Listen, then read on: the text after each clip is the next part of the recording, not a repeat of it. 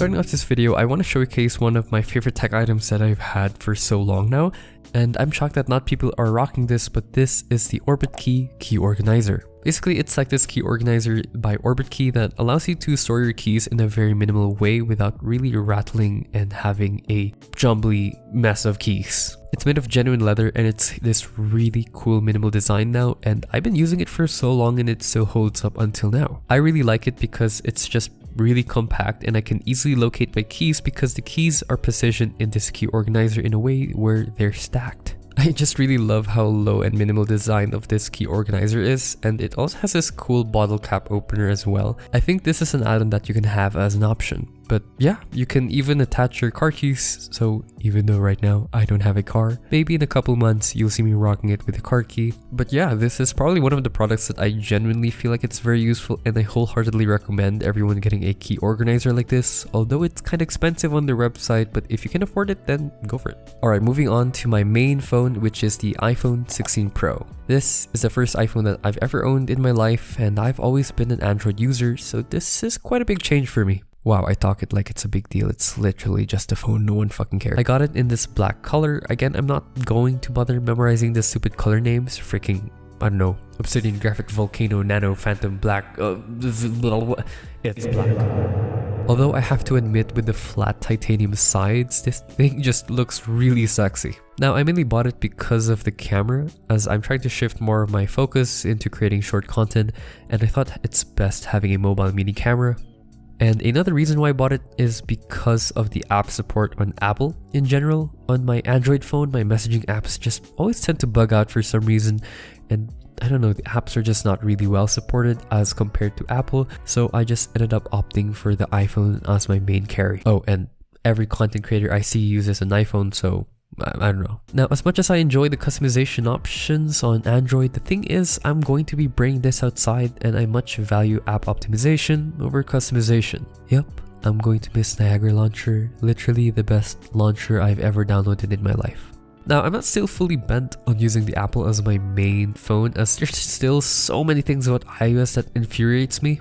It's kinda like having a Tesla. Like, I'm sure it's a very nice experience, but fuck my life, why is the gear shift a freaking touchscreen? For example, one basic feature that I really miss is the ability to change my ring volume independently with the volume knob. You could do that just directly with an Android phone, but for some goddamn reason I have to open settings just to change the ring volume. Everyone, it's feature set here, and turns out you can actually change the ring volume by exiting the app first and then changing it with your volume knob, but I still find that very tedious and very, very inconvenient. Anyway, back to the video. So don't get me started on the limited customizability of the iPhone. For a phone that costs literally $1,300 USD, it's frustrating. However, there are also so many things about Apple that I really like that Android doesn't have. One feature that I really adore is AirDrop. Now, I don't know why Android does not have this yet, but it's just so freaking convenient, especially as a student, since I'm handling files all the time. But now, honestly, at the end of the day, it just really depends on your priorities, and right now I feel like phones are just getting so good that doesn't really matter at this point. Now, as much as I miss customization and the convenient parts of Android, app stability and AirDrop, camera quality and so much more is kind of what I need at the moment. That's why I stick with the iPhone 16 Pro. Next we have is my wallet. Now, this is from Hush Puppy, which is a brand that sells shoes. Now, I used to have a minimal card holder wallet. However, since the place I live doesn't really support cashless payment yet fully, I do have to bring cash around, so I ended up opting for this one, and it's a really nice soft leather wallet. It's one of those more flat ones that I found, and it's really convenient to carry cash in it. I carry a couple cards as well as my ID and a bunch of bills as well. Next we have is my Casio watch, and this is my Edifice WR100M watch. I don't know the model specifically. This is a gift from my relatives from Korea, and I've been rocking this as my main watch. It's kind of my high school graduation gift. I kind of have a special place for analog watches just because of how they work and how they don't need to be charged every freaking week. Now, as much as I want to get a smartwatch for running or something, I don't really need one at the moment, and I feel like having a analog watch is just so much more classier. This little segment is sponsored by X-Tiles. If Notion is way too hard to use, then X-Tiles is a perfect alternative. Using grids, X-Tiles is a great visual way to organize your life. Recently, they have an update where you have a separate hub for your own tasks and scheduling, so if you guys are interested, then go to the link in the description to check out X-Tiles. Moving on to my main earphones, I'm rocking the Airpods Pro 2. That is right, I lost my Galaxy earbuds, god fucking damn. Just a quick story time, I lost them in the gym. So now I bought this right away after losing them, and I have to say, these AirPods are pretty much game changers when it comes to my experience with ANC.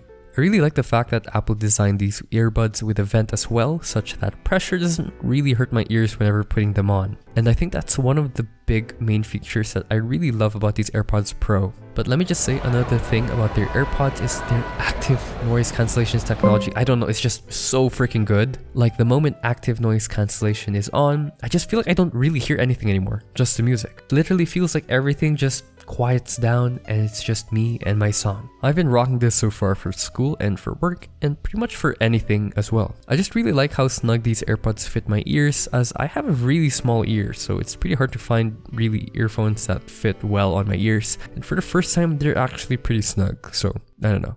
I like it. Alright, moving on, we have is my iPad Air 5. Now, unlike my iPhone, which I have a lot to say, I don't really have much to say about the iPad Air. Let me just say it's just good for its purpose. I got this way back in Thailand, so that was probably like 4 to 5 years ago, and it still works like a charm. Recently, I changed the screen protector to this new paper textured screen from Rinky, and oh my god, it just looks brand new again. I've been using my iPad mainly just to take down notes and pretty much read my PDF for my school, and since I already have a computer at home, I don't necessarily need to bring my heavy laptop around.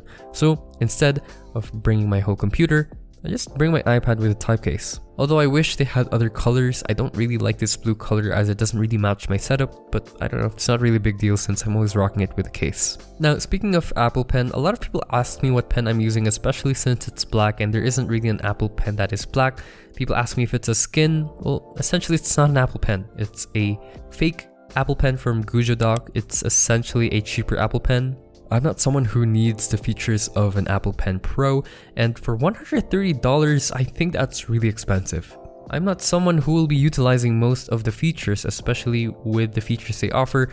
I'm just taking down notes and I'm just drawing simple things. I don't really need pressure or, I don't know, detection Apple technology, I don't freaking know. Maybe in the future when I do have to use extra features, I'll consider buying one, but I don't know, this perfectly cheap one works fine. Moving on to my main bag, I have this bag from Rinky. This is like a mini messenger bag, and what I love about it is the fact that it's small. Big small bag. I don't like carrying a lot of things, and the fact that this has a lot of components that I need for my tech stuff just makes it perfect. It has like 3 main compartments with lots of pouches in the middle compartment, and it even has this hole for what I'm assuming is to be a cable for my power bank, so yeah, it doesn't totally look like an asshole. It even has logos in the pouches that indicate where you put which. For example, I put my power bank on the power bank pouch, which I'll be talking about right now. The main power bank that I'm rocking is the Ugreen 20,000 mAh power bank. It offers fast charging and it has 2 USB-Cs and 1 USB-A ports, and I just really like the minimal design that they went through with this one, even though it is not that remarkable in design. I just like the really minimal design and the fact that it even has a simple button just to showcase the percentage of your power bank. I don't know, I just feel like it's a very low-key power bank and it has a very fast charging capability, which is very useful because I'm very impatient.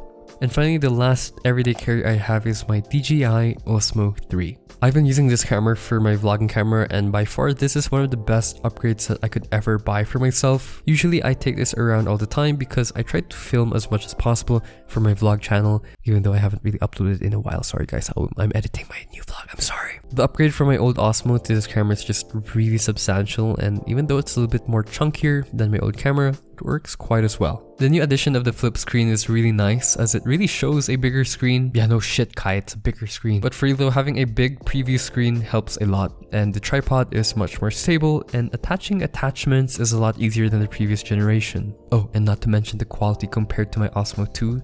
The new sensor is just mwah, chef's kiss.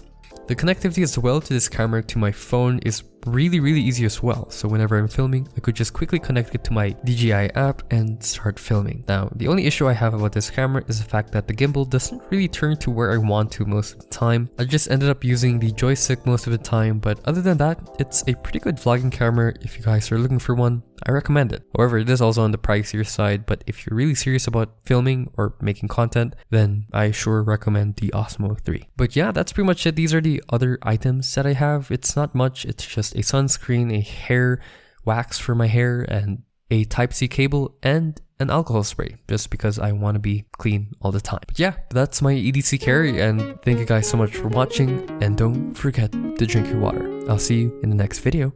Bye!